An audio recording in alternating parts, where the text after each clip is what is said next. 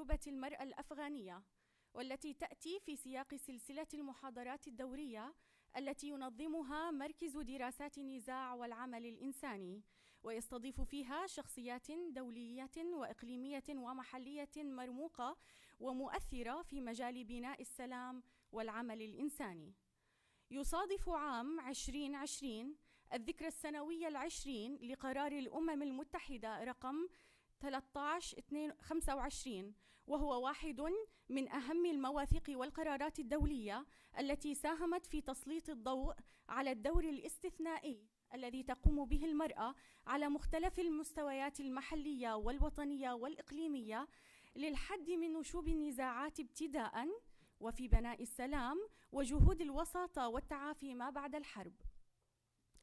ويعد موضوع دراسات المرأة في سياقات النزاع والحرب واحد من القضايا على أجندة أبحاث ومشاريع مركز دراسات النزاع والعمل الإنساني. وقد أطلق المركز مشروع المرأة وبناء السلام Women Art Peace في منتصف شهر أيلول سبتمبر من العام الحالي تحت مظلة منتدى الأمم المتحدة للحوكمة العالمية UN75، والذي يأتي تزامناً مع الذكرى 75 لتأسيس الأمم المتحدة. يقوم مشروع المرأة وبناء السلام على بناء شبكة من الشراكات مع ممثلين عن المجتمع المدني والمنظمات غير الحكومية، إضافة إلى المراكز البحثية والخبراء وصناع القرار على المستوى الوطني والإقليمي والدولي. ويتركز عمل المشروع في 4 من الدول المتضررة من الحروب والنزاعات، وهي اليمن وليبيا والسودان وأفغانستان. يولي المركز اهتماماً خاصاً بتوفير المعرفة المتخصصة في مجال دراسات النزاع والعمل الإنساني باللغة العربية، وبالرغم من أننا مضطرون لعقد الندوة النقاشية اليوم باللغة الإنجليزية لأهداف تسهيل الحوار مع المتحدثات وتوفير الترجمة إلى اللغة البشتونية من اللغة الإنجليزية حصراً، إلا أن translation from Pashtun to English, but we also have translation into Arabic, and this session is going to be broadcasted on the social media accounts and the YouTube account. Professor Sultan Barakat, the founding director of the Center for Conflict and Humanitarian Studies, is going to moderate this session, and he's a graduate of York University, where بعد الحرب في العام 1993 وحتى العام 2014. في العام 2012 انضم إلى مركز بروكينغز للأبحاث في الدوحة كباحث زائر، ثم تولى بعدها منصب مدير مركز دراسات. And then he became the director of the Center for Conflict and Humanitarian Studies. He has an expertise in various academic and professional fields: conflict management, rebuilding and reconstruction, and managing transitional periods. Welcome, dear guests, and we would like to thank you for being here with us, and we would also like to welcome all our guests who are watching us in English and Arabic through broadcasting, and we will be happy to receive your questions through your comments. Thank you.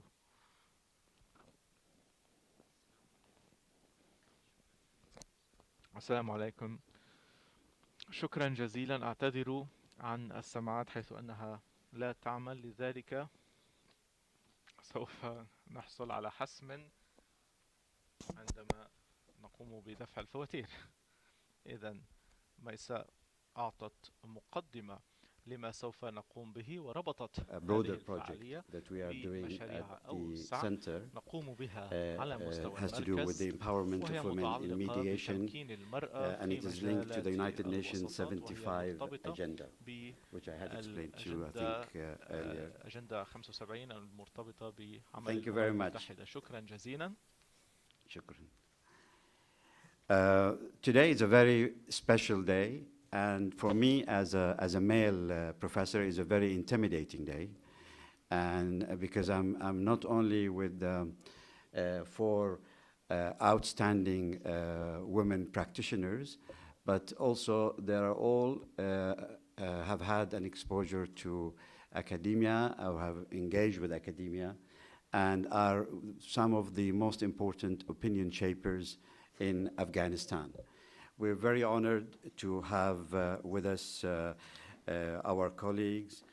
To my right, immediate right, is Mrs. Fatima Gailani. Fatima began her career as the spokesperson for the Mujahideen against the Soviet Union in the 1990s.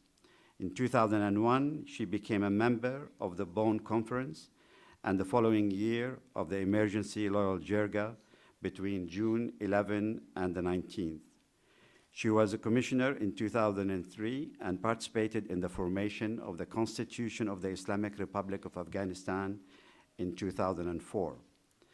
After that, for about 11 years, she led the Afghan Red Crescent Society in Afghanistan, and I think she is known as Mama Fatima to a lot of people, including to me. I've known her for many, many years, and I'm very, very honored to have her as a close sister to us.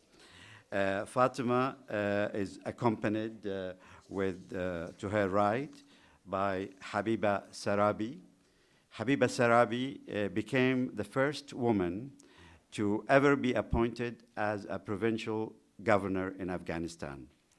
And she was the governor of Bamiyan province starting from 2005. Before that, between 2002 and 2004, she served as Minister for Women Affairs, and she taught girls and women in refugee camps in Pakistan. In 2014, she gained prominence as the running mate for Dr. Zalmay Rasool in his presidency elections. She served as an advisor to women and youth to Dr. Abdullah under the National Unity Government, and was then appointed as deputy to the Afghanistan High Peace Council in 2016. The same year, she was awarded a National Peace Prize in Afghanistan. Immediately to my left, Fawzia Kofi is the first Afghan woman to be elected as a second deputy speaker and was heading the Parliament's Women Affairs Commission. In 2001, she began promoting the Back to School campaign, fighting against those who are trying to limit women's rights. And in the following year, she was appointed as the Child Protection Officer under UNICEF. She is the author of Letters to My Daughters. Many of you may have come across this book. As a result of her outspoken activism, which I think our colleagues from Afghanistan recognize very well. Unfortunately, she has been targeted a number of times by assassination attempts. All of them went without discovering who was really behind it. And the latest was in August, where she was shot and injured in her right arm. In 2005, Fawzia was elected as a member of parliament, earning the highest votes of women candidates across Afghanistan. And in 2020, she was shortlisted for the Nobel Peace Prize. To the left of Fawzia, we have Sharifa Zurmati, who acted as an advisor on relations between civil societies, women affairs, and government as part of the Mashorno Jerga, which is the upper house equivalent of a parliament, and also a member of the Walisa Jerga, or the lower house. In Afghanistan, she is a media consultant and spokeswoman for the Women Affairs Ministry, and she was also a commissioner in the Afghanistan Independent Election Commission. Additionally, she is an advisor to the President for Human Rights Affairs. So you can see from these very brief bios why discussing issues of women in Afghanistan would be extremely interesting and potentially very complex and full of challenges for us today. To help us organize ourselves, we propose that we tackle it from 4 themes. because we didn't want it to be only looked at from a gender perspective. From the bios I read to you, you can see that we don't just have women on the panel. We actually have, as I said earlier, opinion shapers, policymakers, parliamentarians, to whom peace and reconstruction in Afghanistan goes way beyond the mere definition of male-female. So we thought we will tackle 4 themes, and each of our panelists will start by giving her view on this specific theme, and then we will engage in a wider discussion. The 4 themes we thought we'll start with Sharifa Khan talking about inclusivity in peace building and peace approaches. And inclusivity includes not just inclusivity in terms of opening the opportunities for women, but for many other sectors in the society that have been excluded, either because of the context or the time pressure or the way the arrangements have been made. And that could look into issues of minorities, youth, victims, and so on. And then we will move on to Habiba, who will speak specifically on the challenges and the opportunities for women direct participation in reconciliation and peacemaking in Afghanistan, and some of the challenges they faced over the years. We will hear that there's been many, many attempts over the years, and how those attempts have either bear fruit or have been frustrating to those who undertook them. We will then turn our attention to a very important aspect of religion and the interpretation of Islam in relation to women's roles in society. And this is a subject that is sensitive, and there are different interpretations from different sides to the conflict in Afghanistan as to what degree the limitations that exist are caused by interpretations of religions, or are they just have to do with the traditions and so on. And for that, we're very honored to have Fatima Gailani with us, who, in fact, I have not said this in her bio, but she is also a trained Islamic scholar, and she will be addressing those issues. Last but not least, we will turn our attention to Fawzia Kofi to talk about the important issue of the international dimension in relation to the happenings in Afghanistan that has to do with the participation of women in general. We've asked Fawzia to focus on the issue of the international community, NGOs, donors, etc., simply because ever since 2001, they have played an important role in the development overall and reconstruction of the country, and that included women participation and so on. So without further ado, I'd like to start by giving the floor to our sister Sharifa Zurmati, who will start by addressing the issue of inclusivity. Each of our panelists will speak for about 5 minutes. Sharifa, we've given her slightly more time because we will provide translation following every 2 minutes of her presentation by our colleague Abdul Warith, who's sitting there.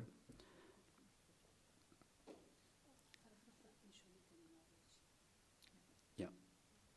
Okay. So let's start with you, Sharifa Khan.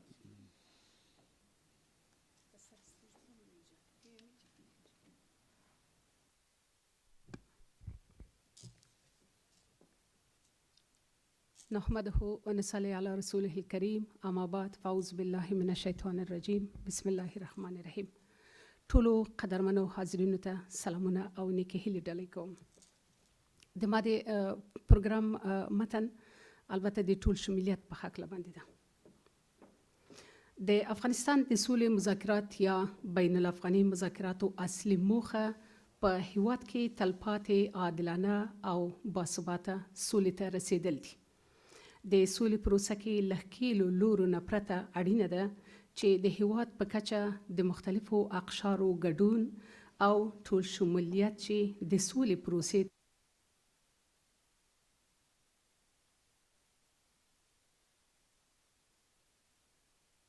مرحبا جميعا. أرحب بكل الحضور. سوف نتحدث اليوم عن عملية الاندماج في بناء السلام من أجل الوصول إلى سلام دائم وعادل في البلاد، بالإضافة إلى مشاركة الأطراف في هذه العملية. من الأهمية بمكان أن تشارك المجموعات المختلفة في هذه العملية لكي يتم ضمان الشفافية في هذه العملية.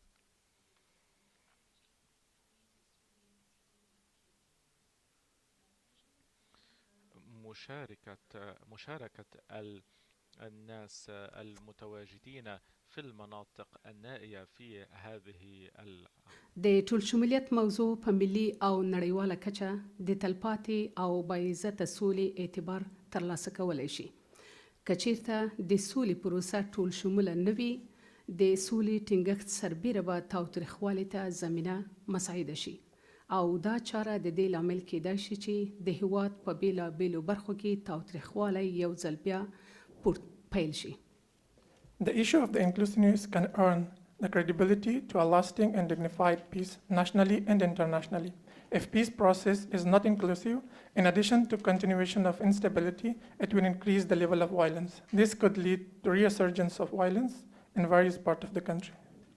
د مذاکراتو په درشل کې د ولسونو د غږ اوریدل، هغوی ته ونډه ورکول او فعال ګډون به د سولې پروسې ته لا قانونیت او مشروعیت وروبخي. Listening to the voices of people, giving them active participation role, will further legitimize the peace process. موږ قطر ته د دې لپاره راغلي یو چې یو 40 کلنې جګړې ته د پای ټکی کېږدو. دا ستر مسؤلیت یوازې د موږ نه دی، بلکې د هغوی هم دی چې زموږ په وړاندې قرار لري. We came to Qatar to end this 41 years of long war. This great responsibility is not ours alone, but of those who are against us to end this war. ځوان قشر چې د افغانستان د موجوده بشري ظرفیت اساسي برخه تشکیلوي او د جګړې اصلي قربانیان دي، د دوی ګډون د مذاکراتو او سولې پروسې د تطبیق په لار کې یو حتمی امر دی. The participation of young people who are a major part of Afghanistan's current human potential and who are the main victims of the war is a must in implementation of the negotiated agreement and in the peace process. نننی ځوان نسل چې له سیاسي، ټولنیز، اقتصادي او فرهنګي اړخه د نوي افغانستان په حق له فکر کوي، د دوی فعال ګډون او شمولیت د سولې پروسې تضمین کولی شي. Today's young generation is politically, socially, economically, and culturally thinking about new Afghanistan. Their active participation and inclusion can guarantee the success of the peace process. د ټول شموله سولې د پایښت او تطبیق لپاره د سیمې او هیواد په کچه د دیني عالمانو، ښځو، مدني ټولنو، سیاسي احزابو، د جګړې قربانیانو، معلولینو، قومي شوراګانو، استادانو، محصلینو او لږکیو ونډه د مذاکراتو پروسه کې اړینه ده. The participation of religious scholars, women, civil societies, political parties, victims of war, the disabled, the tribal council, teachers, students, and minorities across the country is essential for the sustainability of the peace and implementation of inclusive peace. د جګړې قربانیان چې له هر چا نه زیات ځورېدلي او مایوسه شوي دي، د مذاکراتو په جریان کې باید د ځانګړي رسمي او غیر رسمي میکانیزمونو له مخې په مذاکراتو کې حضور ولري. Victims of war who suffered and the most and frustrated more than anyone else must be present during the negotiation through special formal and informal mechanisms.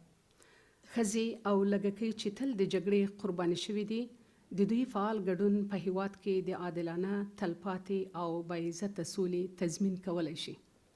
Women and minorities who have always been victims of war, their active participation guarantees a just, lasting, and dignified peace in the country. نړیوال تحقیقات ښیي چې د ښځو فعال ګډون د مذاکراتو پروسه کې د سولې پروسې ته قوت، پایښت او سپېڅلتیا وربخلی شي. International research shows that the active participation of women in negotiating process gives strength, sustainability, and integrity to the peace process. د ښځو فعال ګډون په پریکړو او فیصلو کې د باثباته او عادلانه سولې لپاره زمینه مساعدوي. The active participation of women in decision making paves way for the stable and just peace. موږ د هیواد په کچه د بیلابیلو ډلو، ښځو او مدني ټولنو سره کتلي دي، لکه د افغانستان د ښځو واحد غږ ګروپ، د افغانستان د ښځینه خبریالانو ګروپ، د افغانستان د ښځینه استادانو او محصلینو ګروپ، د ښځینه امنیتي سکتور ګروپ، د ښځینه دینی عالمانو ګروپ، د ښځو د حقوقو د فعالینو او مدني ټولنو ګروپ او د بشري حقوقو د مدافعینو ګروپ. We have met with various women's groups across the country. The Afghanistan's Women United Voice Group, Afghanistan's Women Journalist Group, Group of Female Teachers and Students of Afghanistan, Women's Security Sector Group, Group of Female Religious Scholars, Group of Women's Rights Activists and Civil Society Activists, Women Human Rights Defenders Group. مدني ټولنې چې د ولسونو ترمنځ د یووالي، عامه پوهاوي، ښوونیزو ورکشاپونو او کنفرانسونو له لارې فعالیت کوي، د ځانګړي میکانیزم له مخې مذاکراتو څخه وړاندې د مذاکراتو په جریان کې د مصالحې د عالی شورا د مذاکرې د هیئت او د ولسونو سره په ملي او محلي کچه فعالیت کوي. Civil society, which works for inter-ethnic unity, public awareness, educational workshop and conferences, has a special mechanism in place before and during negotiation and working with the High Reconciliation Council, the negotiating team, and with the people at the national level and operates locally and nationally. نړیوالو تحقیقاتو دا جوته کړې ده چې د مذاکراتو او سولې پروسه کې ولسونه تصمیم نیونکي دي او د دوی فعال ګډون به 80% په تاوتریخوالي او جګړه کې کمښت راولي. International research has shown that local people are the decision makers in the negotiating and peace process, and their active participation will reduce violence and war by 70%. Thank you. Thank you very much, Mrs. Zurmati. I think it is very clear the emphasis you placed on the importance of the participation, and we shall come back to that. We shall come back to that in our discussion later on. Thank you very much. I'll now move on to our second panelist, Mrs. Habiba Sarabi. Thank you very much, Dr. Barakat. Honorable Dr. Barakat, dear audience, ladies and gentlemen, first of all, let me to thanks from you and also the colleague that made this opportunity to talk about the women issue in Afghanistan and for the peace building, how the women could play a big role for the peace building and reconciliation. I want to share my experience because I am a life memory of the 4 decades war in Afghanistan, and so because I stayed during all the period, I stayed inside Afghanistan. I was not out of the country within this 4 decades. I am graduated from the Kabul University in 1981. The time I was at school, we had the women ambassador, we had the women minister. At the same time, we had the women parliamentarian in both house, upper house and the lower house. So, and the first group of women who went outside the country for higher education was in 1921. Imagine a few months, just a few months short than 100 years. The era of the internal war in Afghanistan was a period that women suffered a lot due to all suffer that women had during that time, but still the school were open and women allowed to go out of home for work. Now comes to the Taliban area. During the Taliban, suddenly all women state pushed back to home without even without any close male member. Women were not allowed to go out, and all the schools, especially girls' school, were shut down.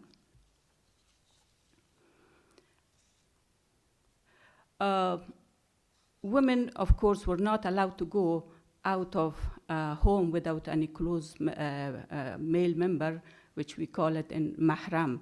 But due to the war, though we had hundreds of women, widows, that they were carrying all the responsibility of their families. So after 2001, there was a new window of opportunity open for Afghan women. And the Constitution gives us the equal rights according to the Article 22. However, in the past 2 decades, we have made significant achievement as compared to the preceding time. 23% of the civilian workforce is made up women. We have 69 women parliamentarians and 19 senators. Women have made inroad into assuming position as lawyer, and we have at the moment 393 prosecutors, 234 judges, 2 district governors, 5 deputy governors, and 59 members of provincial council, among others. In addition to this, we have a ministry dedicated to women affairs. Women have a relatively visible presence in national security institutions, including 4,065 police and 2,800 army, among others. I myself have served as a first female or women governor for more than 8.5 years. The NGO, the number of NGO and non-governmental organizations increased, and there are tens of NGOs that they are working in the education, health section, and different other, including the conflict resolution and reconciliation and peace education. These achievements are good, but by no means enough and far-reaching. We have to keep striving for more. Yet, since the commencement of the Afghanistan peace negotiation, women have expressed heightened concern related to preserve the achievement of the past 2 decades. The rights and freedom given to women are time and again being mentioned as a red line for the negotiation. It's not only the government of Afghanistan, but the international partner also stayed with us. This is all good and positive, yet unfortunately there is a tendency to equate women's rights in general to women-specific and gender-related issues in Afghanistan. Both Afghan and our international partner alike sometimes engage in narrative that reduce our role in the peace process to gender-related issues, as if that is the only reason why we should be present at the table. As almost half of the Afghanistan population, we have everything to participate in decision-making on issue of the national relevance and at all levels. We feel the responsibility and accountability from the women that they are inside Afghanistan. So that's why we are engaged with them, listen to them, take their concern, take their fears, and for the better negotiation on the negotiation table. The demands of the women that we are carrying with us is essential rights for women. The essential rights that they are talking about is political rights, economic, social, and cultural rights.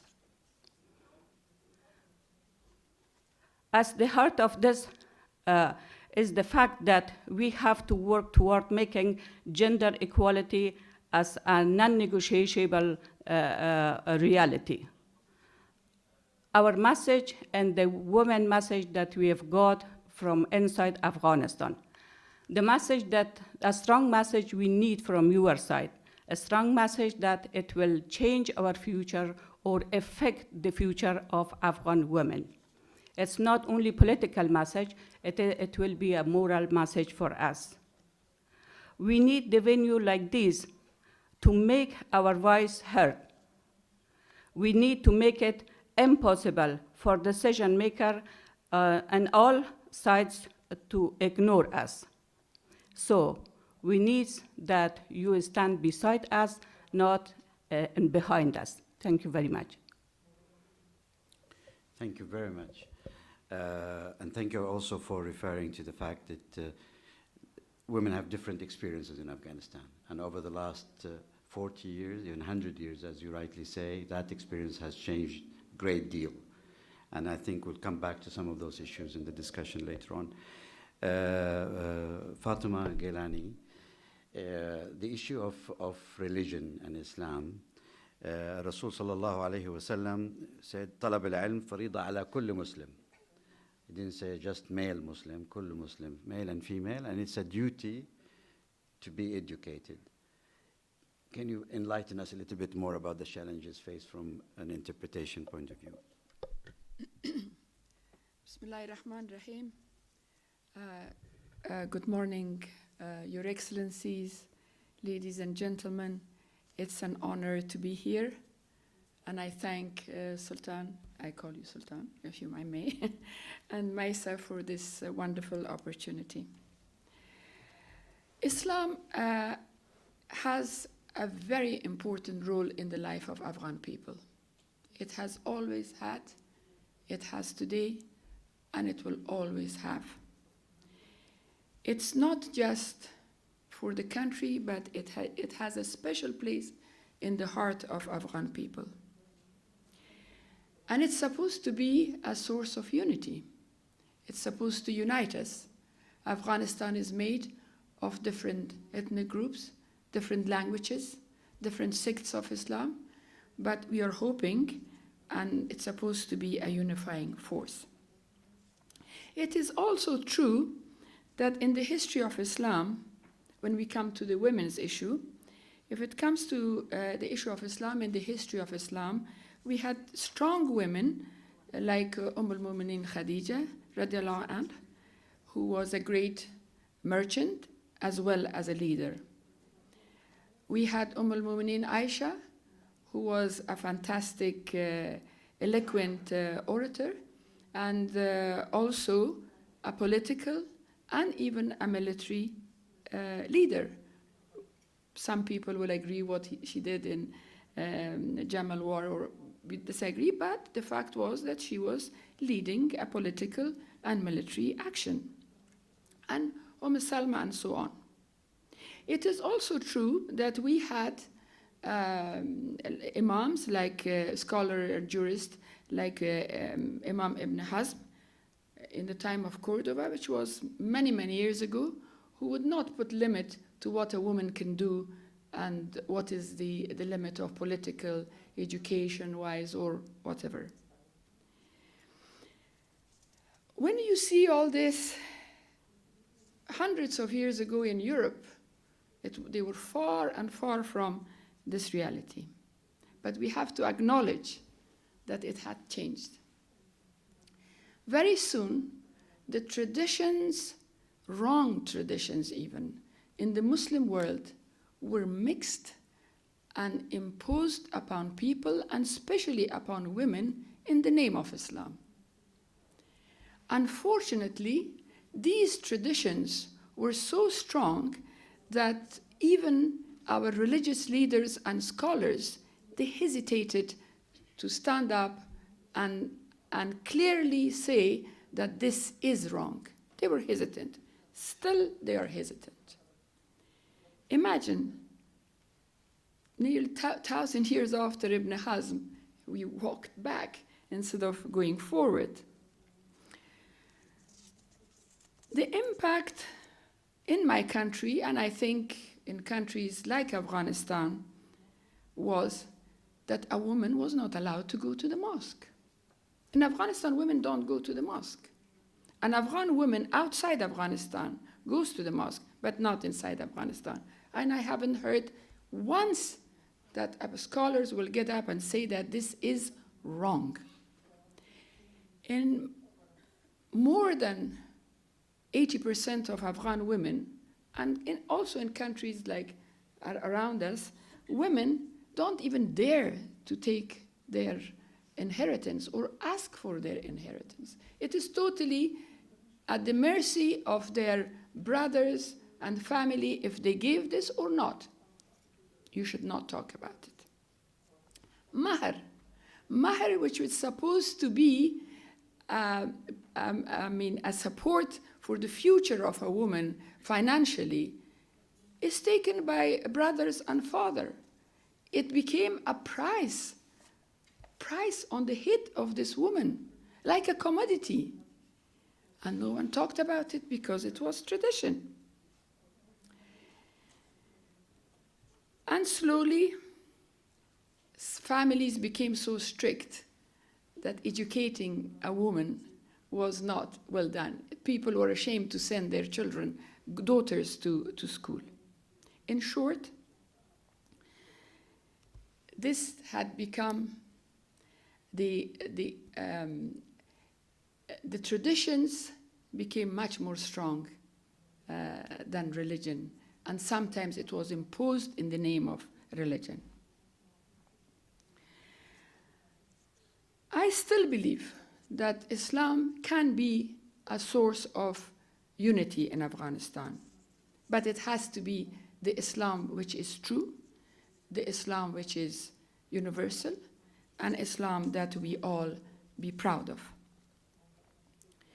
It is the duty of women like us, but it is also the duty of scholars, religious scholars in our country, to differentiate between these two and openly and bravely say that what is Islamic and what is tradition, and it has to be separated once and for all. And most importantly, Islam should not be allowed to be a tool of politics in the hand of anyone. The equality, coexistence, tolerance, patience is a very important factor to sustain and even to build peace in my country. We must not allow people to use Islam for the source of disunity, for the source of one to subjugate the other. All these values exist in Islam. All these things, and I remember as a child when I first at school, I was studying history, when I heard, when I was reading in history that even a war has a code in Islam, as a child I was so proud of it. And later, at the age of nearly 50, when I became the head of the Afghan Red Crescent Society, and I again read the Geneva Accord and those articles in it which was for the codes of war, I thought, well, it is exactly the same. It's taken from my religion. But is it implemented? Are we sure that it is implemented? I'm not very sure, I'm sorry. In Afghanistan, in the new constitution of Afghanistan, that I had a very small and humble role in it, we tried. We tried very well to merge these universal values and strengthen it with the values of Islam. And it looks nice. It is really practical. It is not something that you forge it and it's not practical. It was in consultation, a wide consultation with the religious leaders in Afghanistan and with human rights advocates, with women's advocates, and they were giving us a hard time really to make sure that both exist. In Article 22, as Governor Sarabi said, is ensure the equality of women in everything, and many other articles. But also in Article 3, it is totally clear that nothing, no rules, no regulations, no law in Afghanistan could be made which is against Islamic law, and it has to be according to the Islam. So only few things in the law which is regarding the family law, maybe there is a difference between man and woman, but in general, all the universal values is kept in this constitution, and I can defend it, or everyone can defend it according to the Islamic law. Thank you. Thank you very much. Thank you also again for highlighting the fact that maybe there is an issue with the implementation and not just the principle, not just the understanding. And of course, although Habiba emphasized the shortcomings under the Taliban, you are kind of referring that implementation may have been wrong even now. Still there are some gaps. In general, yes, we can do. Thank you very much. We'll move on to Fawzia Kofi and discussion around the general issue of international support and NGOs.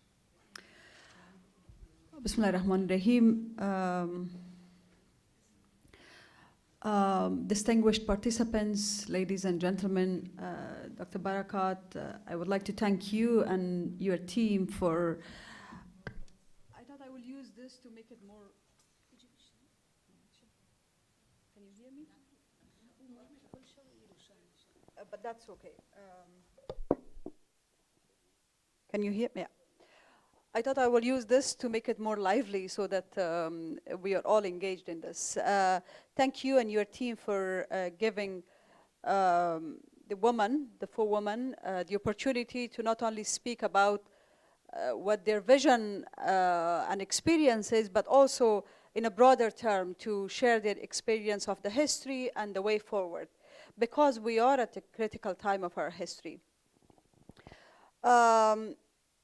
I would like to basically speak from my heart, because that's what I do. I think there is something missing in our international discourse, and that is heart-to-heart, emotional conversation, bringing ground realities. As a leader, we shouldn't really stick ourselves to the intellectual, analytical lectures, but come from the ground realities and experience and share that and make ourselves resonate to what we can contribute to put ourselves into each other's shoes and to listen to what we can do as in the cause of humanity. Going back a little bit, if you allow me, Dr. Barakat, to our history, when I was absolutely very little child, or maybe even not born, when the jihad started in Afghanistan, and as a result of also the Cold War. A lot of international community, some of you also represent them, the countries, the world community, started supporting the Mujahideen, which was a great thing to do then. But there was blank checks given to them without ensuring certain benchmarks are monitored in terms of human rights, women's rights, how the money is spent basically to promote the cause of humanity. Because that's what people do in the war. In the war, which the culture is war is also not respected, let's focus on the human aspect of it. So as a result of that, the blank checks were mainly spent not only in the war, but some of it was spent in some of these institutions which produced more radical views. We call them madrasas. Without their curricula being monitored, reforms brought to the curricula.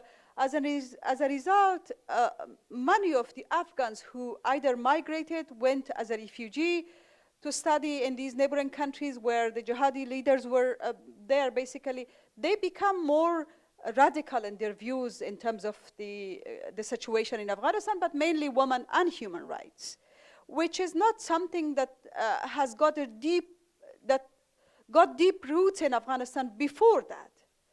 Yes, the governments had their policies in terms of these issues, but there has always been certain level of liberties that people enjoyed.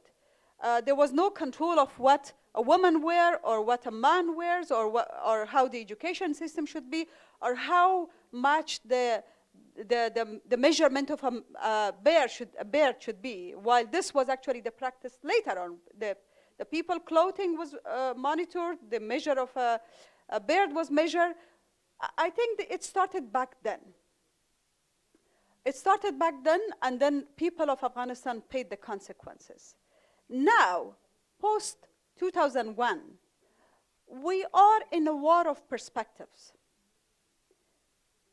We have extreme interpretation and definition of different perspectives. I give you a few examples. The international community presence in Afghanistan, NATO / peacekeeping missions, which came to Afghanistan as a result of Security Council resolution in 2001, many Afghans, I don't say all, many Afghans regard them as freedom fighters who help people of Afghanistan to be allowed to use their basic rights, including some of which my sisters mentioned, the right to go to school, the right to be able to walk freely without the fear of being beaten up, being whipped. So many people call them as freedom fighters. They regard them as freedom fighters. There is another perspective towards that. The other perspective is that they are invaders, that they have destroyed our country, that they have killed many people, that they have misbehaved. We are in a war of perception. The same for women. And it's not only towards Afghan women. I think it's the West, some Western world versus Eastern world people who will say the Muslim woman, in this case, the Afghan woman. They're women who have, who use the opportunities less, they're less progressive, they're less open-minded, and they're extreme. While if you look at that perspective from an Afghan, or even in a broader term from a Muslim perspective, the perspective is that they are progressive, that they use opportunity, that there are more doctors, engineers, journalists, even leaders, political leaders that lead some countries, some Muslim countries in the Muslim world. So we are in a war of perspectives. Now, there is a third perspective, which we often see ourselves uncomfortable putting ourselves there. It's a third perspective. It's a third room that we have to really put ourselves. It's a room that is not really comfortable. It's a room that we have to have a third definition, a more moderate definition of things. More moderate definition of our perspectives towards situation. And that is a new generation, I think across the globe, but mainly in Afghanistan, who would like to pursue their moderate views, their moderate understanding of the situation. That moderate view is being less represented. And I think moving forward in terms of peace process, the international community, because this war in Afghanistan has a multidimensional, it is not a civil war. It's a war of perspectives. It's a proxy. Afghanistan has been used as a proxy battlefield to accommodate people with different views, different perspectives. Now we are here in Doha, not only the four women, we have some wonderful men who have joined us today, 2 of them here, some of them were not able to join, to introduce that third perspective. And that is, we can have different views to the extreme that we are willing to kill ourselves under the name of suicide bombing or kill other human beings just to pursue our views. While we can pursue our views in a non-violent means, we can sit across the table from each other, talk, agree to disagree. It is okay if we disagree, but let's agree to have a broader space, like a broader cake, where everybody will have their share. I know that some of my colleagues, some of my friends, I would say, who are in Doha, under the name of Taliban, they have a complete different understanding of the situation than I do, than most people in Afghanistan do, because it's a new Afghanistan with new ideas, completely transformed, represented by its women, by its younger population. For people who sit here across the waters, across the mountains, in this country, in this beautiful, luxurious life, we need to make them understand that you can still oppose our views. but let us live in a society. Let us live in our country. You know, the opposition of views should not be the reason for us to kill each other. That should be used as a positive step, as a positive aspect of our life, because our country is a country with diversity. It's a country that accommodates more than 30 ethnic groups, different school of thoughts, including Hanafi, Jafari, even non-Muslim. We have Hindu and Sikhs. We have also one person with belief of Jewish. So that is a country that has to be respected. Unless we do not respect the diversity and live with it, we will not be able to achieve. And in this, it's not only the responsibility of us, but the responsibility of our friends who work with us in the international community. Because with a peaceful, diverse Afghanistan, we will not only be able to enjoy political friendship, but also economical friendship. Afghanistan is a potential economical hub that will connect Central Asia with South Asia with enormous wealth underground. But yet, a poor nation in terms of access to economical resources. Let us help Afghan people and the country to enjoy what it has with a defined relationship, with a defined friendship. Thank you. Very much. Thank you very much. And again, thank you for emphasizing the need to coexist, live with different opinions under the same umbrella. I'd like now to engage in some discussion. And it's very important to acknowledge those who are with us in the room, some of them who are here really with similar experiences. To start with, our very own Dr. Hind al-Muftah, who is a member of our Shura, Qatar Shura Council, and one of 4 women, first woman to serve in the Shura Council. So there are a lot of similarities, I think, in terms of conservative society, Islam, etc., etc. And I think it would be very interesting to hear her views on some of what you've just said. Also on the screen here, we have 4 of our partners from around the Arab Muslim world who have been engaging with the center for some time, and they're part of a continuous discussion around the empowerment of women in peacemaking. Dr. Intilaq Al-Mutawakkil from Yemen, Dr. Samia Nihar from Al Khartoum in Sudan, and Rahila Siddiqui from London, who many of you would know as the founder of the Farkhuna Trust of Afghan Women Education, and Rania Al-Afnak, who is from Libya. The way we intend to do this is I'll just kickstart the discussion with one question to our panelists, and then we'll start gathering questions from all of you.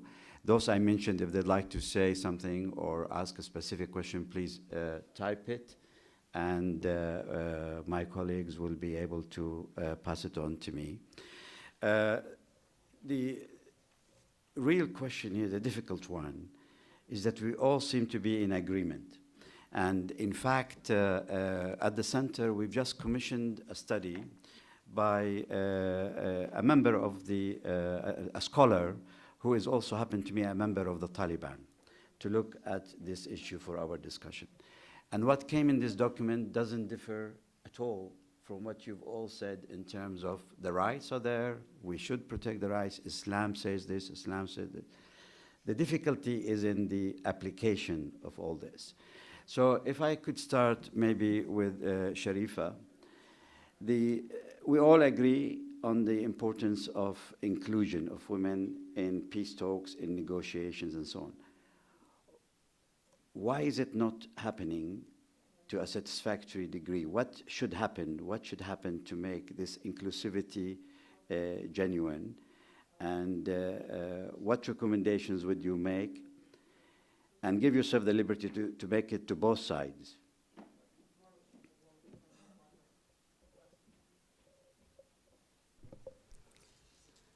مننه سلامت اوسئ. د افغانستان په اساسي قانون کې هیڅ ډول مشکل نشته. په پراخه کچه باندې د ښځو ونډه په حکومتولۍ کې همداشان د سولې او د امنیت په پروسه کې په تمامه معنا نیول سوی ده، ورته ارزښت ورکول سوی ده. Sorry. Thank you very much. There is no issue with our constitution, and our constitution guaranteed all the rights for inclusion of the women. اوس هم په دې پروسه کې را سره په پراخه کچه د افغانستان په 34 ولایتونو کې په بیلابیلو سیمو کې هم په مرکز هم په ولسوالیو کې را سره میرمنې د سولې په پروسه کې همکارې دي. Even now, in all the 34 provinces, women are involved in helping in peace process, and they are included. په دې برخه کې یوازې موږ نه یو بلکې د افغانستان مدني ټولنې د ښځو فعالینې ټولې په دې برخه کې را سره مرسته کوي. We are not only the one, but all the Afghan activists and civil societies are helping us for the inclusion of the peace process. موږ د مذاکراتو د پیل نه مخکې هم په افغانستان کې د بیلابیلو ټولنو له ښځو سره له نږدې نه حضوري بڼه باندې ملاقاتونه کړي دي. Before the peace process, we already met with different women societies virtually about the inclusion of women. په دې کې شک نشته چې د ښځو ګډون د سولې په پروسه کې ډېر اړین دی له هر څه نه. No doubt that the inclusion of women is very critical and important. اما یوازینۍ ستونزه په افغانستان کې ناامنۍ او ټولنیز دودیز هغه ناسم دودونه دي چې په افغانستان کې لا تر اوسه پورې دا زمینه نه ده مساعده چې ښځې په پراخه کچه باندې ونډه واخلي. But the main issues, challenges for the women are the first of all is insecurity, and the other is the cultural malpractices that is not allowing women to participate.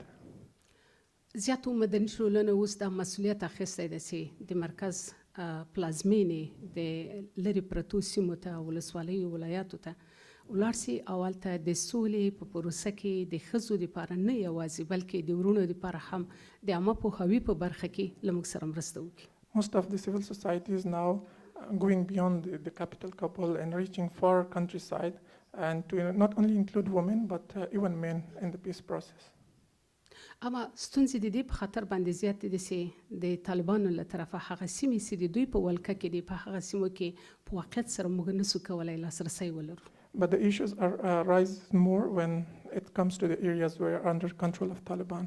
We really cannot go there and cannot do much there and cannot reach them. لکه څنګه چې ما مخکې ویلې چې د سولې پروسه یوازې د موږ له طرف نه مخته نسي تللی بلکې هغه لوری چې له موږ سره په مقابل کې دی یعنې طالبان دي که په ګډه وکولی سي چې په هغه سیمو کې د ښځو د شمولیت دپاره د دوی د پوهاوي دپاره د دوی د فعالیتونو دپاره زمینه مساعده کړي یعنې 80% ستونزه حل کېدلی سي. As I said earlier in my speech, that's not our responsibility, but the responsibility of the other side and the Taliban. If they help us in inclusion of women in the peace process and to let their women to have awareness programs and trainings, that will be helping us up to 80% to have a success rate. موږ تقریبا په ټولو ولایاتو کې هم د عامه پوهاوي پروګرامونه د ښځو د اندېښنو د دې د وړاندیزونو پروګرامونه دپاره آنلاین د زوم له لارې کولی سو چې تماس مو نیولی ده او د هغوی ټولو ستونزې مو اورېدلې دي. We already contacted women and listened to their concerns and their voices through Zoom and through online meetings in all over the countries. تقریبا یو نیم کال مخکې د ملي اجماع د ښځو د ملي اجماع په نوم باندې 15,000 کسو په شاوخوا کې ښځینه وو د سولې د پروسې د اوربند د تطبیق دپاره پروګرامونه په لار اچولي وو. Under the national consensus, around 15,000 women launched the program in supporting the peace process, او دا پروسه اوس هم دوام لري. And this process is still continued. اما امیدوارو یو هغه لوری چې له موږ سره په جنګ کې ښکیل ده په دې برخه کې را سره مرسته وکړي. But we hope the other parties that it's at war with us help us to implement and include women in the process. یو بله لویه ستونزه همدا ده چې ښځې د زده کړو نه لرې پاتې سوي دي. Another big issue is because women are kept away from education. مننه. Thank you very much.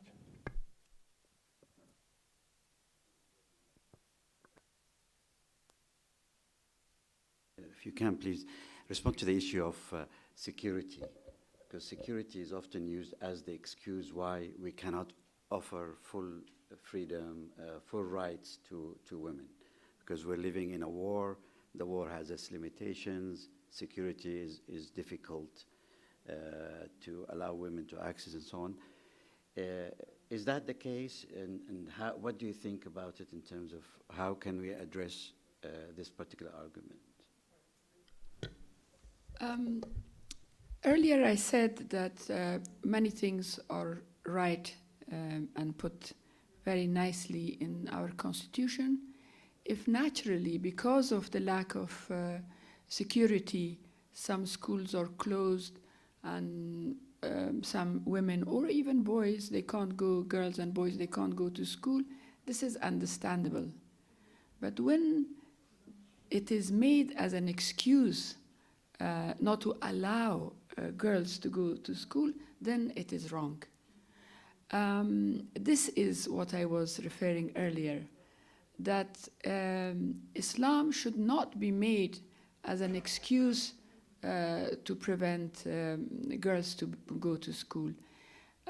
For me, when many years ago in London, I was sitting that I heard that girls' schools were closed in the name of lack of security in the cities and in the name of Islam. For me, it was a shock.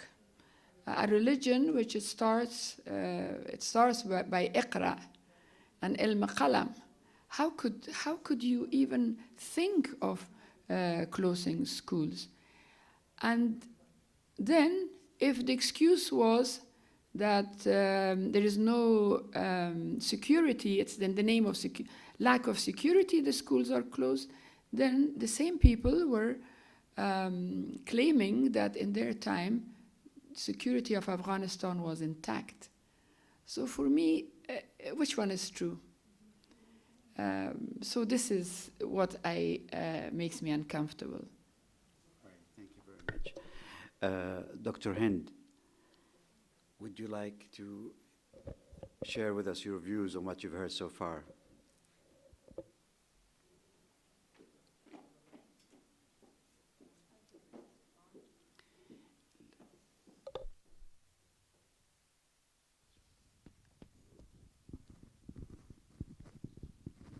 Oh, yeah, okay. Thank you, Dr. Sultan, and thank you very much the four distinguished ladies for the very interesting experience we've been listening so far. Personally, and based on the many, many research studies and even the experiences around the world, I believe very strongly that the realities of the women, the status quo of the women, the challenges, and generally it's always the same wherever we are coming from, regardless the any other aspect of challenging. However, when it comes to peace making, just to share with you this experience, last year I attended similar event at the United Nations just before the corona.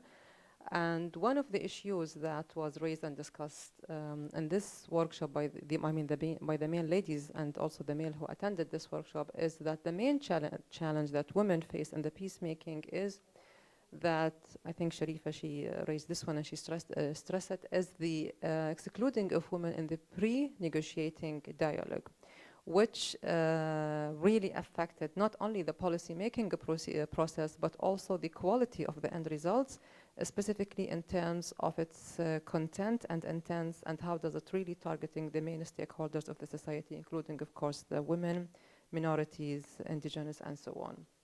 So, my question, do you think that having, such equal rights, whether it was granted by constitutions, NGOs, human rights, whatever, talking about, let's say healthy society that really grant women their human rights in terms of equality. So do you think that having such challenge, which I still believe it happens everywhere in the world, it has to do with culture rather than regulations and laws? And I'm really so sorry because I really have to leave, but I will be listening to you both and get the answer. Thank you very much. Thank you very much, Dr. Hind. It's a very good point to leave us with because, in fact, it's another, there's a question online related to the same issue. And it basically says that there seemed to be a conflict between traditions and Islam. And you seem to be torn between adhering to your traditions or using Islam, and you refer to moderate views of Islam and so on. I'd like maybe, Fawzia, you start by addressing this issue. What can be done to overcome those traditions? And from the description that was given so far, it has predated the Taliban, even the jihad to some extent. What would you recommend? What are you suggesting for a major change now? Okay, I would stress three things, and that three thing is education, education, education. Because only by educating the society, not only educating women, but also educating the men in a society, that we can reach to an environment where we have a true understanding of not only Islamic belief, but also true understanding of our cause and our purpose. I think when I speak of education, it's not, the education, the regular education that we are referring. I know that there are Muslim women, and many Muslim women probably will hear us, and Muslim men. Islam has been interpreted by mostly male scholars. We do not really have, to the extent that we need, women scholars to interpret Islam for us. So whatever I hear from a man, and in many cases, actually, it has been, the religion has been used to empower politically also. So in many cases, they use it their own version of interpretation, and that version of interpretation differs from one individual to the other. However, I don't think, to relate it to what the situation in Afghanistan is, I don't think in Afghanistan actually it's an Islamic, it's a war that has to do with belief or ideology. I think it's a political war. And the major victim of this war has been, the women have been the major victim of war. And moving forward, probably this peace process is one of the unique peace processes in the world where the women's rights and human rights probably will be an agenda item for discussion. If you look at the Colombia peace process, if you look at the Northern Ireland, even the other peace process, including Nepal, people do not, the two warring groups do not discuss these issues. But here, it makes it very unique because we will be discussing, this is going to be one of the agenda items. Although from the Republic side, we have a constitution which Article 3rd, as my sister said, clearly specify no laws in contradiction with Islam. Article 22, then equality. And then there has been actually a thorough research about our constitution by ulama, and it has been clear that this is one of the Islamic yet progressive constitution in the region. So although we have a guideline, which is our constitution, but moving forward, this is going to be one of the issues for discussion. And that's why I think women engagement, as Dr. Hind mentioned, in pre-negotiation, during negotiation, during implementation of the agreement is essential. It's not just for decoration and for symbol. And I think one of the achievements of the delegation that both sides delegation, I would say, is the woman present beyond symbolism in this negotiation. We have been here for a little bit more than 2 months, and the women of Afghanistan have proved that they are beyond symbolism, that they are in depth involved. And I think it's also for us. I would like to make a statement here that will resonate with my sisters. It's also for us to get rid of these predefined boundaries. No, we have certain boundaries that we commit ourselves to. We have to really go beyond the red kind of zones for us, the predefined zones. So peace and security is not something that a lot of women are interested. It's a new area. We have to, if we really want to make a change, we have to enter the no entry zones. We have to enter where we are needed, but we are not present. And this is one of the most challenging job, I would say, of my above 20 years of career, but yet more pleasant, because at the end of it, you see that you have made an impact. So therefore, women engagement is key in these processes. Habiba, the no-entry zones. I think you were one of the first to enter a no-entry zone by assuming the role of a governor in Afghanistan and in a very important area. How would you address this issue again? I have in front of me here a quotation from the speech or speeches from Mullah Omar, of the head of the founder of the Taliban. Mullah Omar seems to have made 11 references directly to women and women participation in politics and so on. And this is a document that was put together, as I said, by a scholar who is related to the movement. And all of them are pro-women. It is about, preventing violence. It is about allowing education, but within a context that is appropriate for a woman. And that's where we enter, I think, the interpretations and the perspective. What is appropriate for a woman? And so on, and all the other religious rights that were referred to by Sister Fatima have actually been at one stage or the other referred to. So there's a great deal of commonality, I think, in what is, at least in terms of rhetoric, what is being said. From a practical point of view, as someone who served as a governor and so on, what is it that we need to do? Is it enough just to make sure that women are part of committees? Is it sufficient that we do education? What more do you think needs to be done to ensure that the qualitative participation of women is there, and it is benefiting the whole society? Of course, considering that they're already 50% of the society, but they're also the mothers educating the other 50% as it comes. Yeah.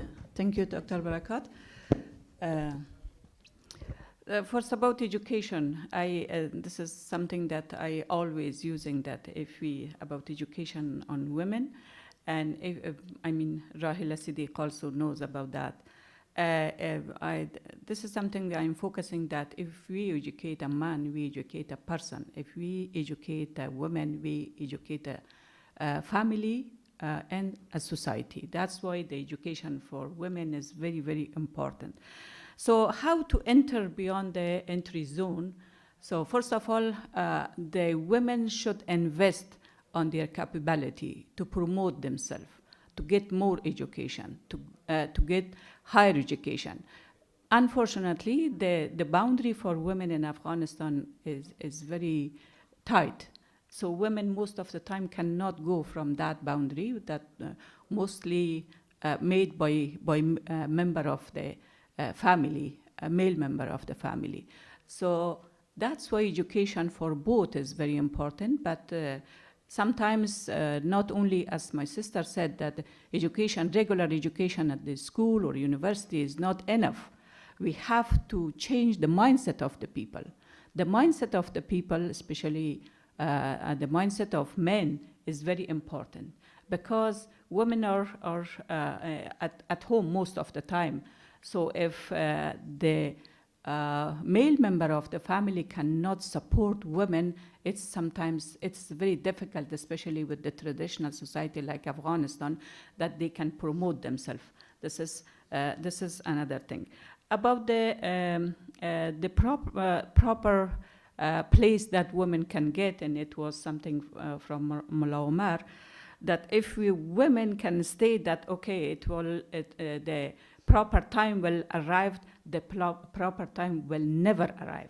We have to work ourselves. We have to invest. The family should invest on their daughters and girls' education, that this proper time can be arrived with their knowledge, with their experience and their capability.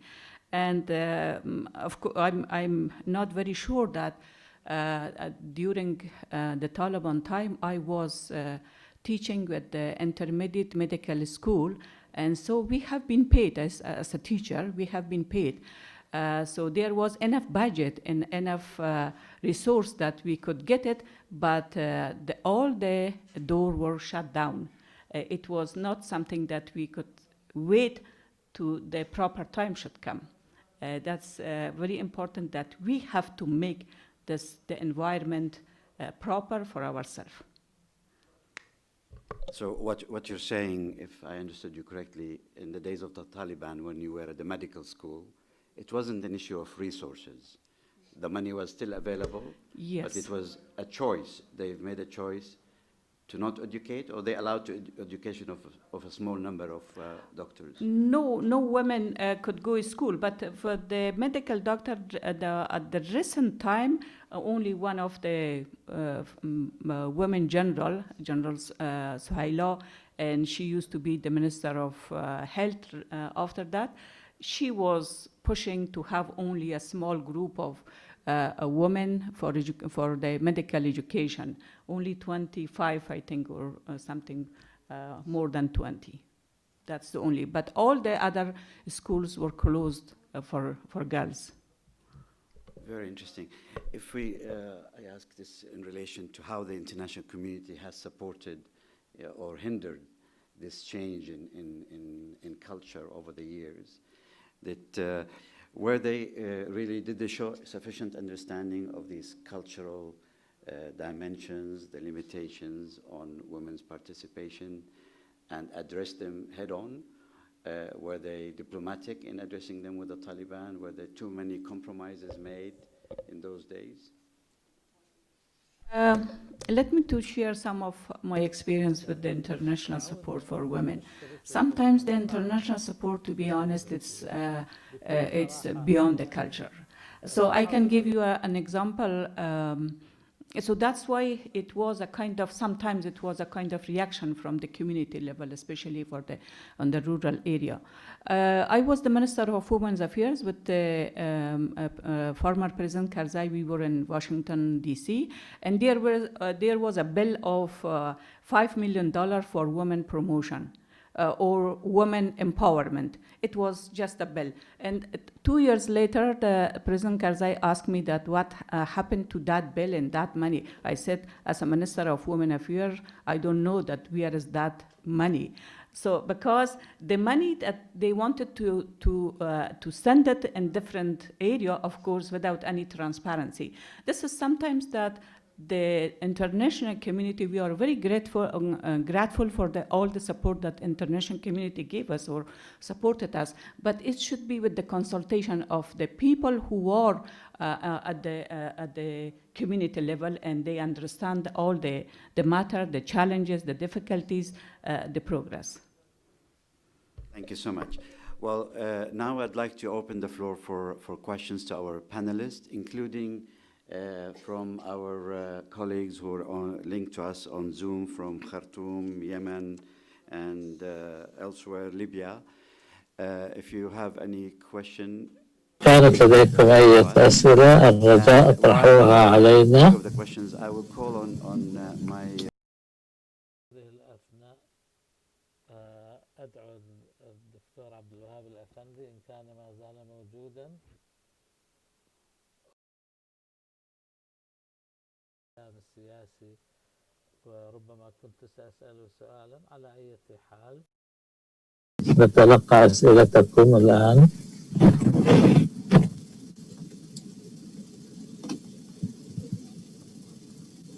بسم الله الرحمن الرحيم. It was in fact very interesting to hear about this. كثيرا للاهتمام.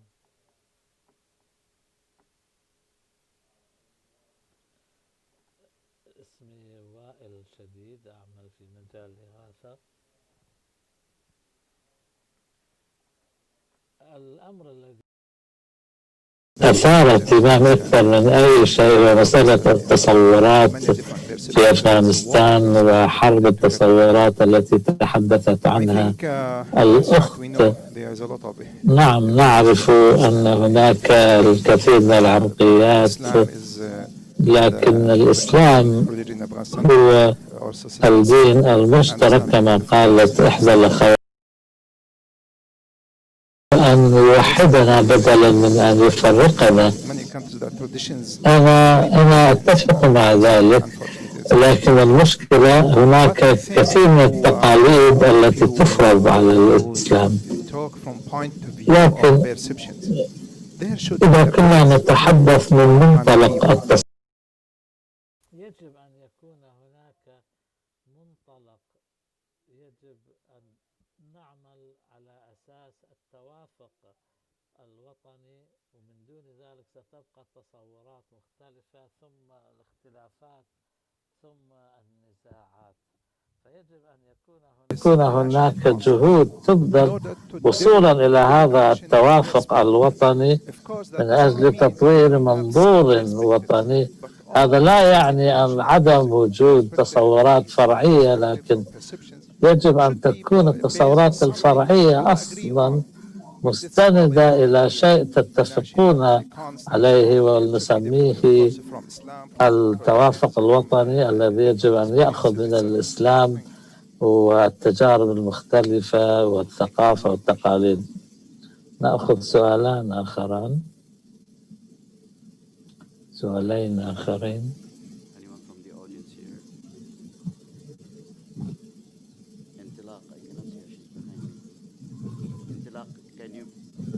انطلاق. السلام عليكم. ممكن أن تطرحي سؤالك؟ أوكي، شكرا دكتور سلطان بركات، شكرا مائسة، شكرا للمركز أيضا لدعوتي، وشكرا للأخوات الأفغانيات. لا يسمع صوت الأخت انطلاق في الترجمة. أنا أتحدث. I'll speak in Arabic.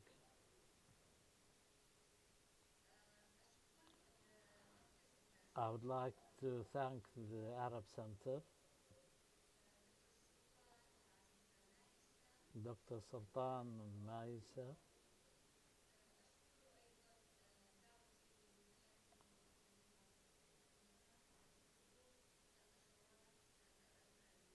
and I would like to thank you for inviting me to participate in this important seminar with the presence of our sisters from Afghanistan.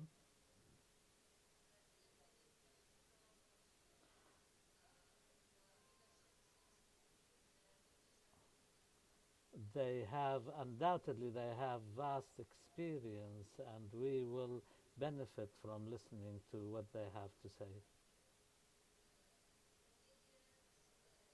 I have two questions. My name is Intilaq Tawakkul from Yemen.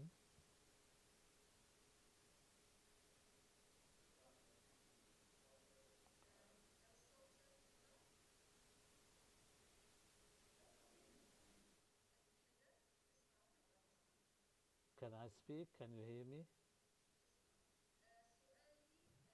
My questions, I have two questions.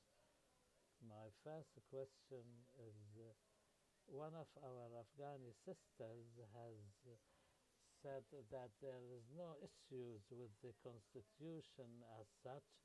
There are no articles which discriminate against women. I wanted to ascertain that because we, in our current constitution in Yemen, we still have a number of articles which cause problems, because all legislation should be based on Islam, and women's rights have been limited and referred back to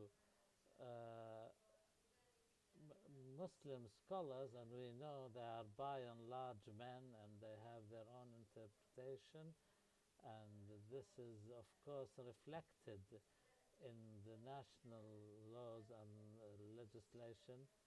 I don't know if this is causing any problems in Afghanistan so far as the Afghani constitution is concerned. My second question, have any women activists used any mechanisms to negotiate and engage with Taliban, and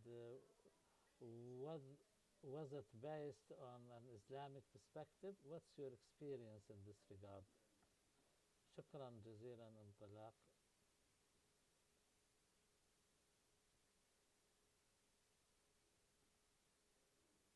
السؤال الأول يتعلق بالتصورات مرة أخرى. There is some good references in the Constitution, but the problem we have is that the other side does not recognize that Constitution. So are there conscious efforts to work on building a consensus with the other side? And it relates to the second part of the question of intilaq. Has the women of Afghanistan tried to have direct dialogue with the Taliban on these issues? And a third part is in Yemen, it seems to be the same issue that you referred to, that it is male-dominated, the discussion. And even al-ulama, those who are religious scholars and so on, are there efforts to build a momentum of female religious scholars? And I will add to this, maybe, what role is the international community playing in that? Are they accepting that there is a need for this? Is it going according to your wishes or not? So who would like to start? And then we will be concluding. This is a very important question, because in every country, the constitution and the laws are the base to guarantee the future of a subject that the people of the country. And here in Afghanistan, women and also minorities are, it's extremely important that we have it right in the laws and especially in the constitution, so it is a guarantee. So slowly more peace is achieved, and also in the capital and in the big cities, which contains a majority of people, more than half of the population of Afghanistan. This law is implemented there. It's in the far areas that it is not. That's why I say it again, that just saying that this constitution is not a good constitution, it's not right, is not enough. I want to hear exactly where in the constitution you have a problem and on what base. So this is a matter of conversation, that let's converse and talk about it. Whether it is in Afghanistan, whether it's in Yemen, we all suffer from the same problem. But this constitution, we didn't just sit in Kabul and just wrote it. It was a huge consultation in all over Afghanistan. It was a huge consultation with Islamic scholars outside Afghanistan and inside Afghanistan to make sure that this is a constitution which guarantees equality, tolerance, inclusion, as well as being totally in the boundary of Islam.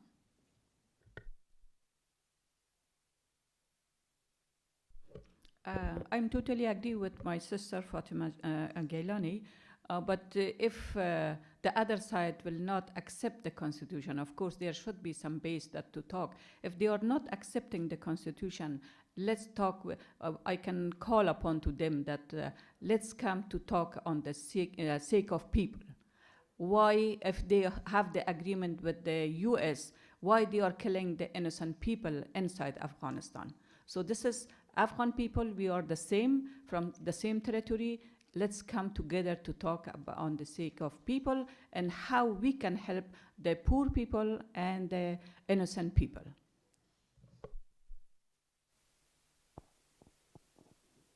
Okay. Thank you all for the important questions about perception. The phenomenon of different perception is not an Afghan product only. It's a global phenomenon. We have difference of views to the extent that not only in Afghanistan there is war, in Yemen, Syria, Sudan,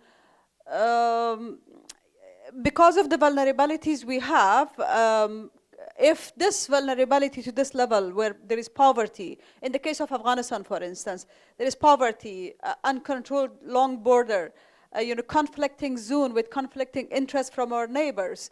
You add to that illiteracy, and then there is a demand and there is a vulnerability. If you had this level of vulnerability, I think in the rest of the world, probably the level of differences in views could go to the extent that people will use military extremism. But unfortunately, we are, because of our vulnerability, as I mentioned, few of them, but they are not the only, that the differences could go to the extent that we start killing each other.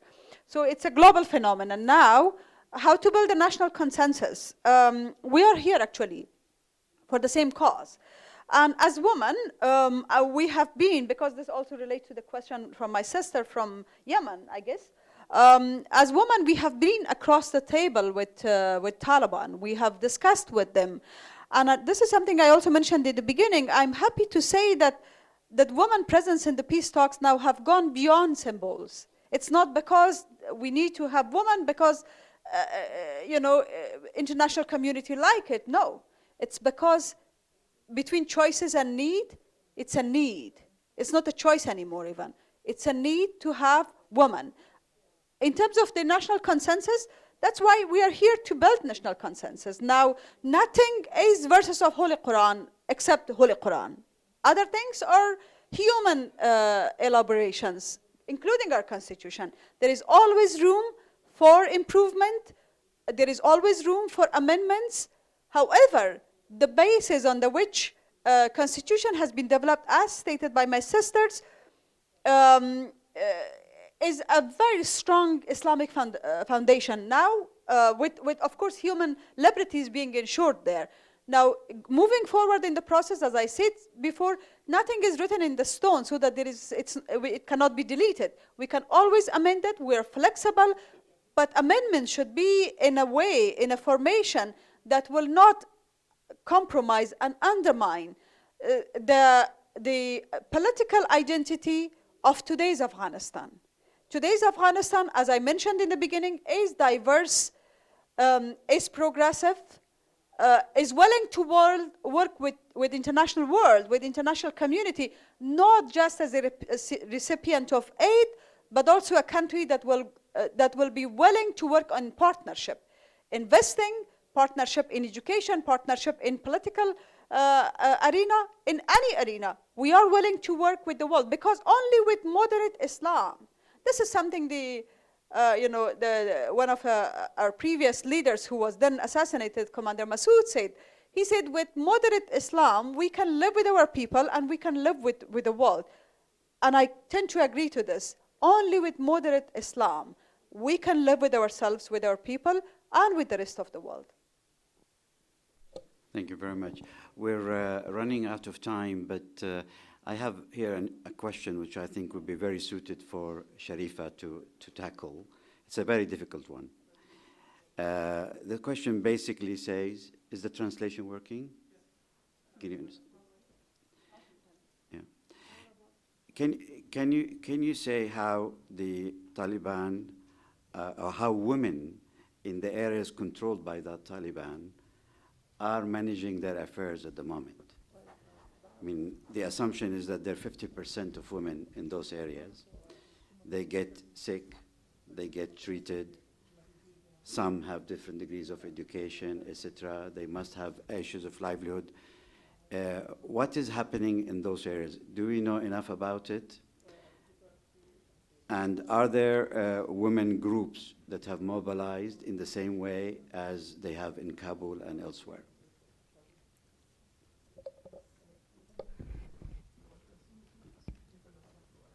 بله بله مننه زه په خپل یو کلیوالي ښځه یم غواړم د کلي انځور تاسو ته ووایم. I'm a villager and I want to give you a perspective from a villager perspective to you. ما ابتدایي زده کړې هم په کلي کې کړې دي او دغه نه وروسته عالي زده کړې مې په مرکز کې کړې دي.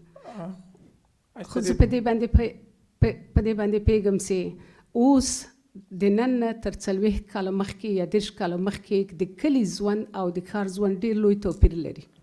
I studied my primary education in the village, and then later I moved to the capital. But it's now very different than it was 40 years before.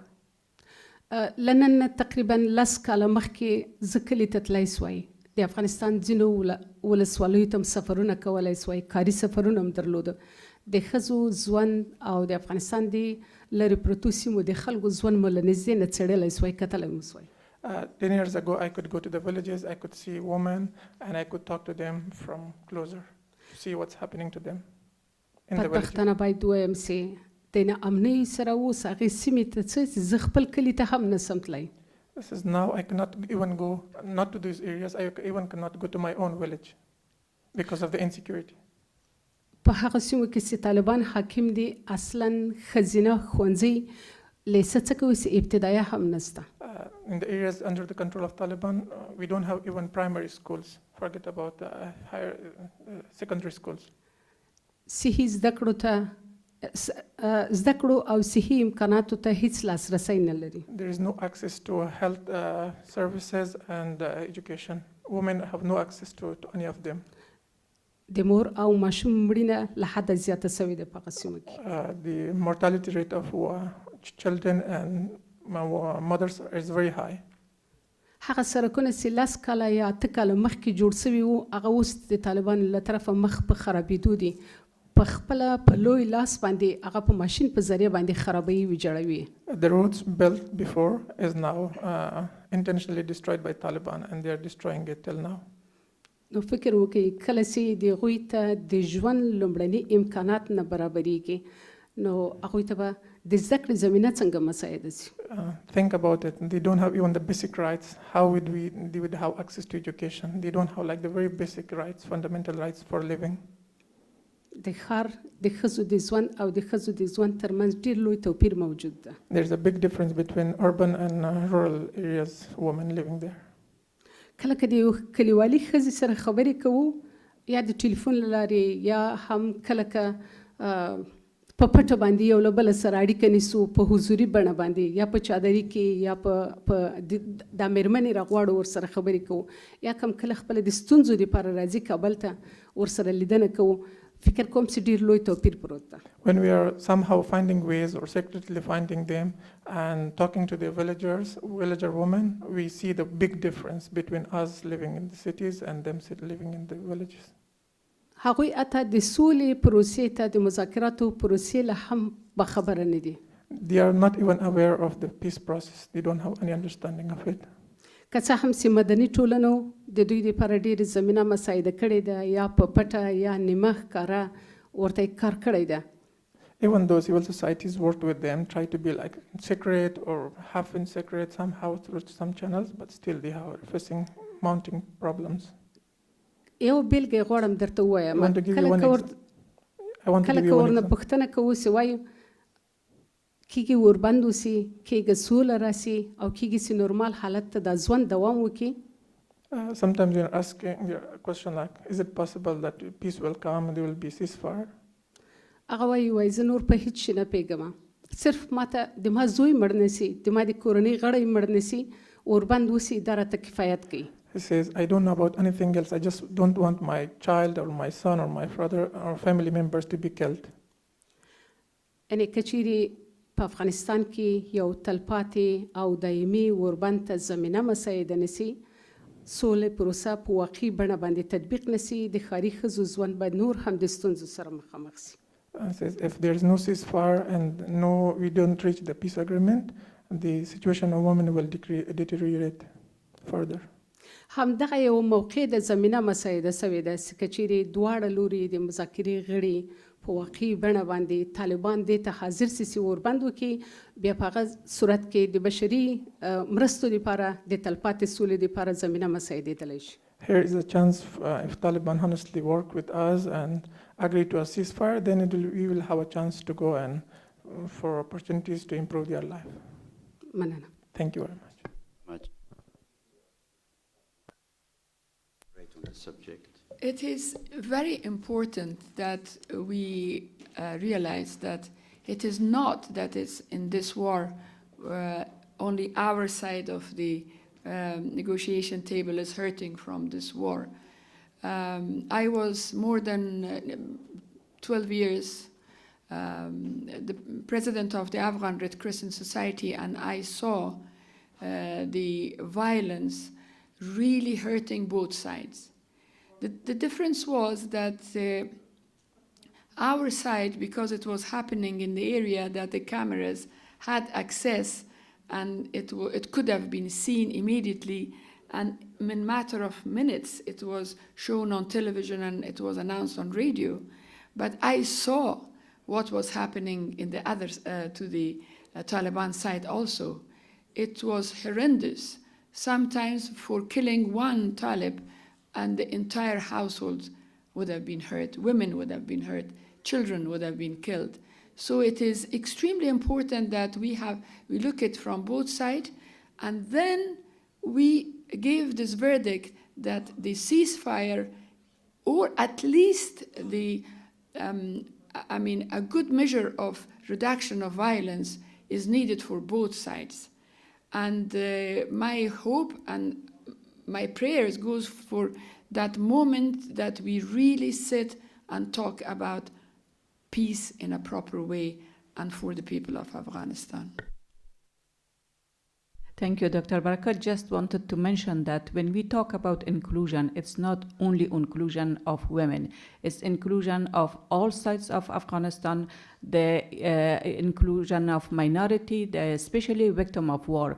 And when we talked about the victim of war, it's from both sides, from Republic side and from Taliban side. We want to include both sides. If they are ready, we most welcome.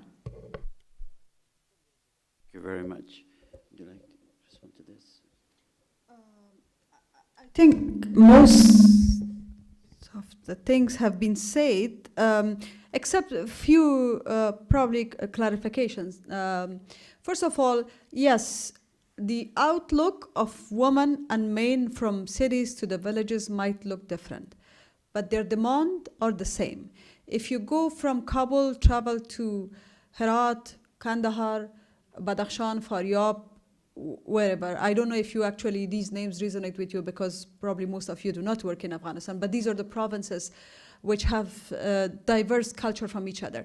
So if you travel to these places, you ask a woman who wears a burqa of what her vision for her daughter or son is. She wears a burqa, but she wants her daughter and her son to go to school. And this is regardless of under which territory she lives. And listening to this is only the reason that in some places actually Taliban allowed, under their control, they allowed schoolgirls to be open. And this is what the demand of the people of Afghanistan is. Now, actually for the same reasons that as negotiating on behalf of people of Afghanistan and keeping our perspective widen, we would like to reach a ceasefire agreement that will not only benefit us, the troops or whoever who are fighting, but benefit the people. We were in the negotiation table when a war in Helmand, one of the provinces, occurred. As a result, 35,000 people left their homes. Many people were killed from both sides, but also civilians. When the same day we had the negotiation with Taliban, when we shared some of these facts and figures with them, it was interesting to see that they also have the same understanding. So we speak the same language from a different perspective. And that's why we think it is important to talk, to share the differences, but then to agree on having differences. Thank you. Great, thank you so much. I'm afraid we need to bring it to a close because we're already behind schedule. And I'd just like to wrap up by emphasizing the importance of where you concluded, dialogue. This is what it is all about. I hope in the future we'll be able to have this panel with the participation of women and others from all sides who are able to transmit to us the picture as it is, and engage in this, finding this common ground, because clearly we have a lot of commonality in here, but we also unfortunately have different perspectives. And the years of violence and the violation of rights that has happened over the years has made it worse to even sit together and talk. Usually in these events, when we do them, we get 5, 4, 8 questions maximum. Here I'm overwhelmed by the questions I'm getting from those who are following us online, which means there is a lot of appetite to engage and learn more about what you're doing. And also, I'm conscious that we haven't given a fair chance to our colleagues from Yemen and Libya and Sudan to engage with us in this session. Maybe we'll be able to do that later on. But I'd like to thank you all. Thank especially those who've attended in person. Dr. Amal Ghazal, thank you very much for joining us. Your Excellency, the Ambassador, Your Excellencies, the members of the negotiation team, and of course, for these wonderful 4 ladies that are, for me, more of sisters than professionals. Thank you very much for joining us. I hope that your stay in Qatar will continue to be comfortable, but more importantly, opens avenues of dialogue. What we try to do here is just to make your voice heard, and I'm sure that all sorts of people are following this discussion. I have, in fact, received a message of congratulations to all of you from His Excellency Ambassador Khalil Zad from the United States, who could not follow in time, but he has sent a message. His Excellency Ambassador Mutlaq Qahtani, who is the special envoy from Qatar, also sent his blessing and congratulations for having this opportunity. We are here at the center. We see it as part of our mandate to try and enlarge that space of common understanding. And in the future, I hope that our friends and our counterparts, people that you are negotiating with, will also feel the same interest and feel that, as Sister Fatima put it incredibly well, all have suffered, and it is time to end this suffering. The world has moved on, and unfortunately, in the Muslim world, we seem to engage in far too many of these conflicts that really have got to be resolved. So thank you very much for your time. Thank you for joining us. We will continue the conversation later.